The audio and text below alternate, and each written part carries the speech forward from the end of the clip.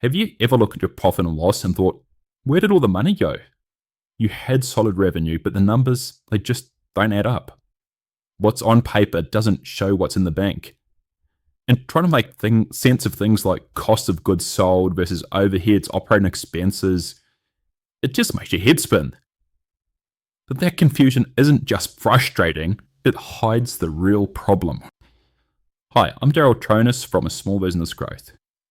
Now, there's two types of costs in your business, as shown on your profit and loss.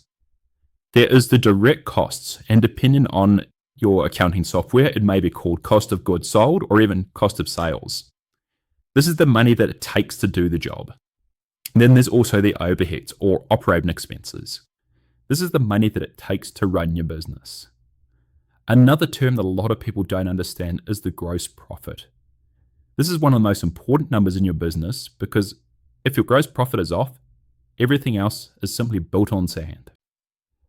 So here's how to break it down. The direct costs or cost of goods sold are the ones that exist only when you do work. Think about materials, subcontractors, job-specific wages, maybe fuel or tolls for a single specific job.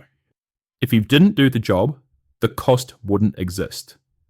Now keep in mind that revenue minus your direct costs equals gross profit. Then we've got the overheads or operating expenses. These are the costs that keep the doors open.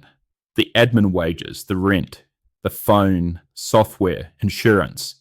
You pay these even if no jobs are booked. If you don't do any work, these costs are still going to exist. And lastly, the gross profit. Why does it actually matter?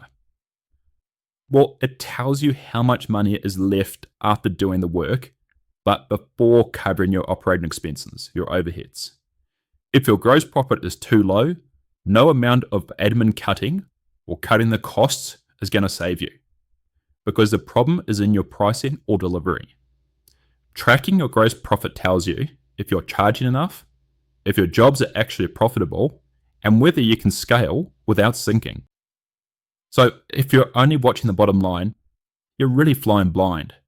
Separate your costs, track your gross profit, and fix problem at the source, not at the end.